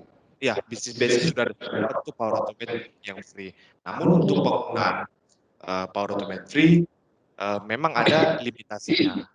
Nah, limitasinya bukan terletak pada maksimal flow yang bisa di-create, namun adalah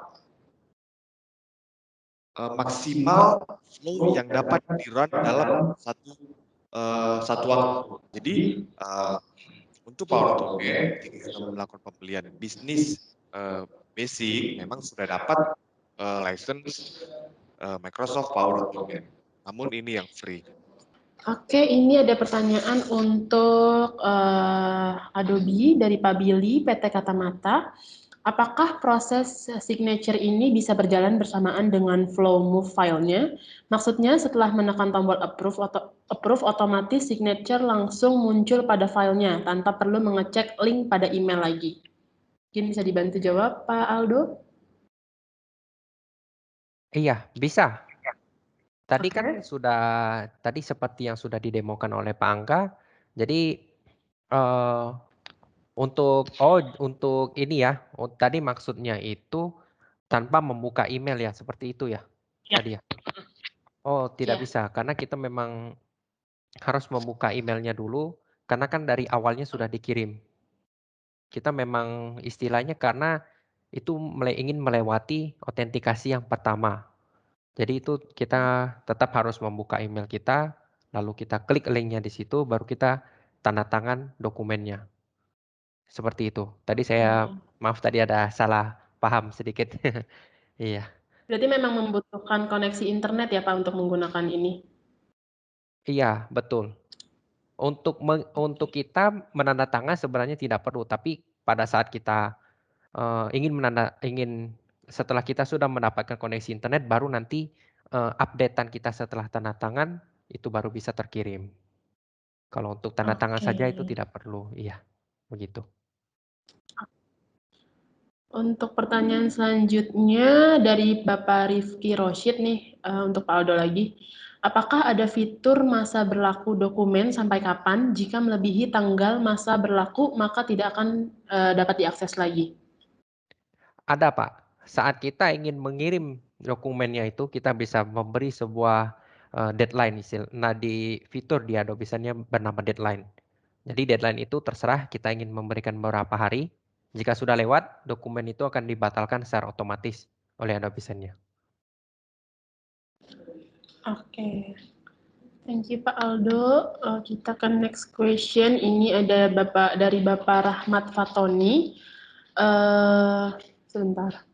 Apakah flow di Microsoft 365 bisa dipublish untuk semua user dalam satu organisasi? Dan apakah flow bisa melibatkan juga user di luar organisasi ini? Pak Poni atau Mas Angga? Pertanyaannya saya ulang. Apakah flow di Microsoft 365 bisa dipublish untuk semua user dalam satu organisasi? Dan apakah flow bisa melibatkan juga user di luar organisasi? Oh ya, baik ya. Jawabannya yang pertama bisa, Pak Rahmat. Jadi flow bisa dipublish ke certain users maupun ke seluruh users ya.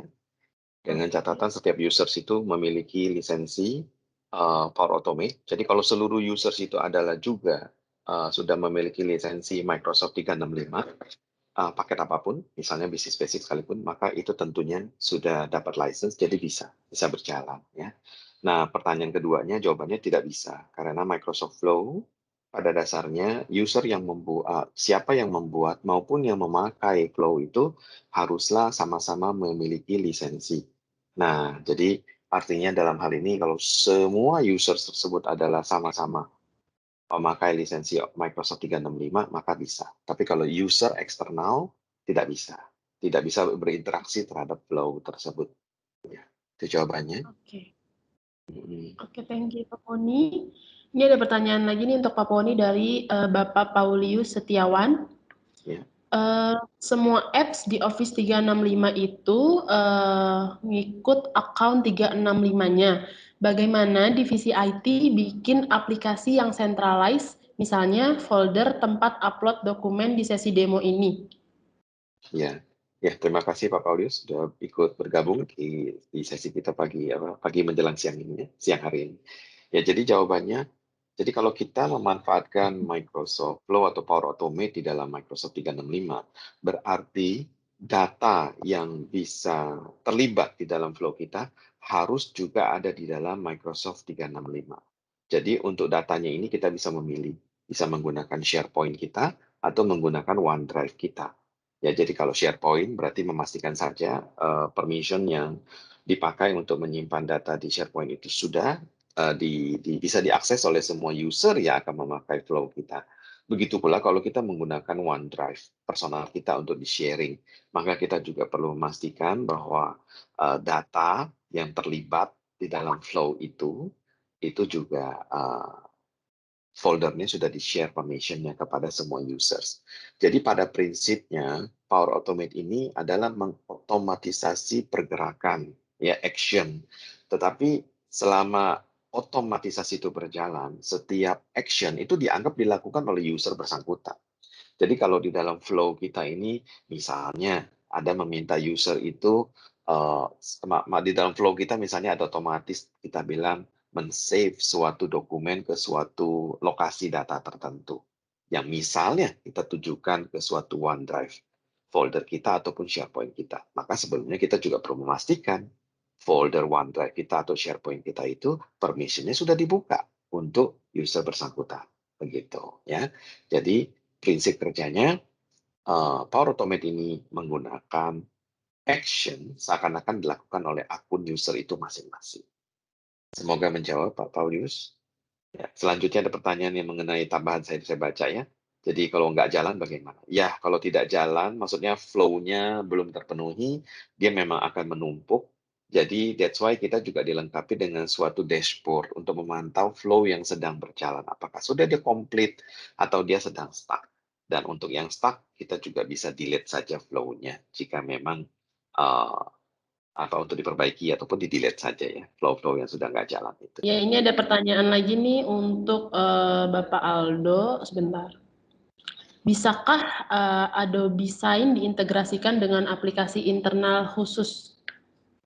Ya, jawabannya bisa Pak, tetapi itu membutuhkan lisensi tambahan di luar dari Power Automate for Microsoft 365. Seperti saya sampaikan tadi ya. Jadi Microsoft 365 ini sebenarnya bisa dilisensi dengan berbagai cara ya.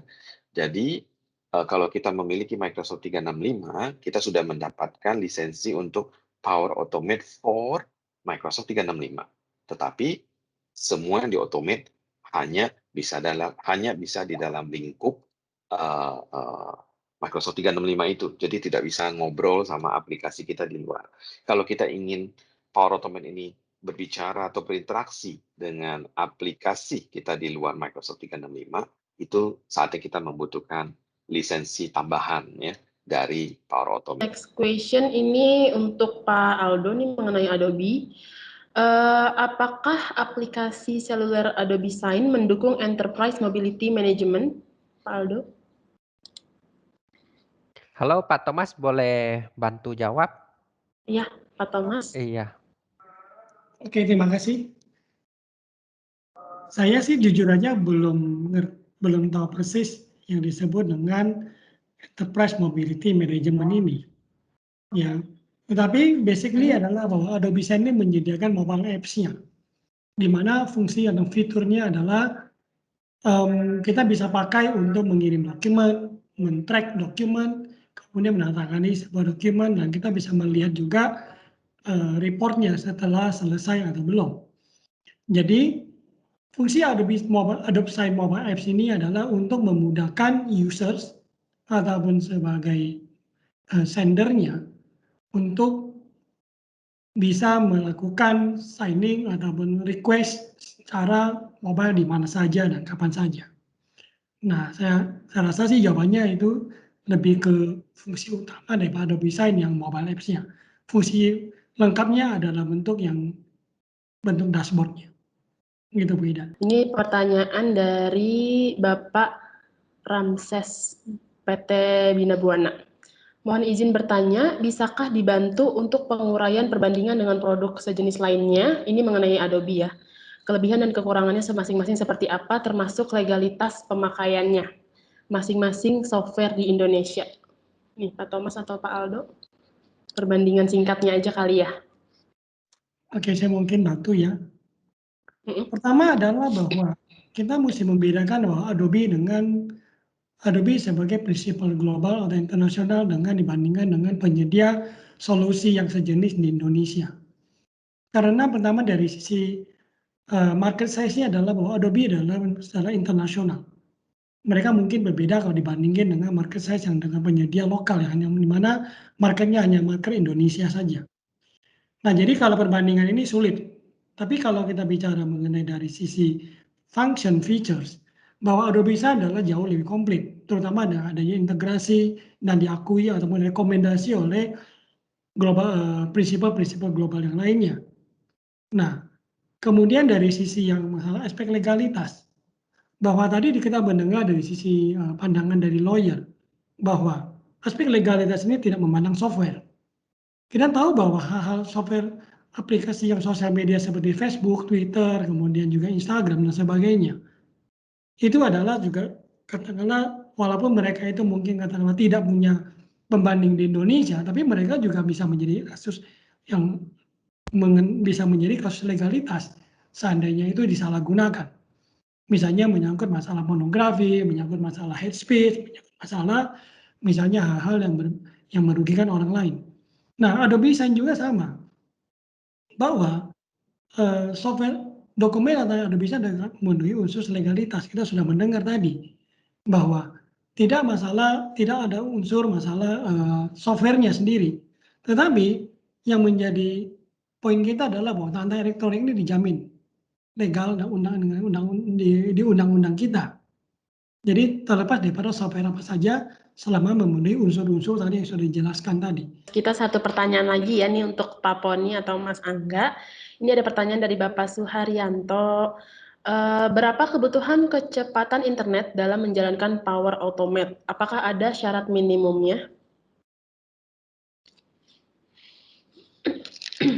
Pak Peni atau Mas Angga bisa bantu menjawab? Iya, maaf, pertanyaannya boleh diulang. Tadi saya sedang menjawab pertanyaan Pak Paulius lagi di grup. Oke, Ya. saya ulang ya Pak. Iya. Ini ada pertanyaan dari Bapak Suharyanto. Berapa kebutuhan kecepatan internet dalam menjalankan Power Oke, Automate? baik. Apakah Ya, ada pada syarat dasarnya. minimumnya? Baik. Jadi Power Automate ini pada dasarnya itu adalah hanya mengotomatisasi cloud services kita ya Pak ya. Jadi prinsipnya seluruh flow itu berjalan di cloud server dari Microsoft 365. Jadi sebenarnya dia tidak perlu berinteraksi apapun dengan jaringan kita. Jadi bisa dibilang berapapun koneksi internet kita tidak akan mempengaruhi Power Automate ini, Pak. Karena di bagian kita, waktu kita membuat flow-nya, selama kita punya koneksi internet, seperti yang tadi didemokan oleh Pak Angga, itu adalah flow yang dibuat dan diedit oleh Pak Angga melalui komputernya, tapi sebenarnya perubahannya, flow prosesnya itu berjalan sepenuhnya di cloud server itu sendiri. Jadi setelah Pak Angga men-set semua flow tersebut, sampai dia sendiri sedang tidak punya koneksi internet, flow itu tetap berjalan. Jadi prinsipnya ini bisa dikatakan tidak tergantung kepada kecepatan internet dari users. Ya, karena ini sepenuhnya flow itu berjalan di cloud server itu sendiri. Jadi misalnya ada proses tadi di mana ada email masuk dan email itu kemudian di-save ke dokumen, itu 100% bekerja di cloud servernya Microsoft. Jadi prinsipnya ya tidak terpengaruh terhadap kecepatan internet kita. Ya, ya semoga menjawab tidak ya. Ya. Oke, thank you Pak Poni, thank you Pak Thomas atau Mas Aldo udah bantu jawab pertanyaan-pertanyaan. Kita langsung ke sesi selanjutnya kali ya. Ini sudah melebihi waktu sebenarnya, cuman kita mau ke sesi pengisian feedback form. Dengan mengisi feedback form ini, Bapak Ibu sekalian akan mendapatkan rekap Q&A, slide presentasi, dan juga rekaman webinar pagi hari ini. Dan juga nanti berkesempatan untuk mendapatkan door prize di akhir acara. Bapak Ibu sambil menunggu nih yang lain mengisi feedback form, karena masih ada cuman ada 38 orang yang mengisi. Mungkin masih ada lagi yang lagi proses mengisi feedback form. Saya mau informasiin dulu nih, kita lagi ada promo. Jadi promo ini mengenai jasa development dokumen workflow untuk otomatisasi dokumen. Nah, biasanya itu kita harganya itu 19.900.000 dan sekarang itu hanya 9.900.000 sudah include dengan license Adobe Sign-nya. Nah, promo ini berlaku dari tanggal 1 Juni kemarin sampai dengan 30 Juni saja nih Bapak Ibu. Jadi bagi Bapak Ibu yang tertarik atau pengen tahu nih informasi lebih detailnya lagi, bisa langsung tanya ke tim sales kami atau bisa langsung ke kontak ke Visimen, ke WhatsApp Visimen atau ke email Visimen di info@visimen.co.id. Nanti akan kami bantu untuk jelaskan lebih detailnya lagi. Oke, nanti flyer ini juga akan kami kirimkan berikut dengan rekap Q&A, slide presentasi, dan juga rekaman webinar pada pagi hari ini. Oke, terima kasih. Oke, ini kita langsung saja kali ya ke sesi door prize, karena sebentar saya cek dulu berapa orang yang sudah mengisi. Oke, sudah ada 43 orang.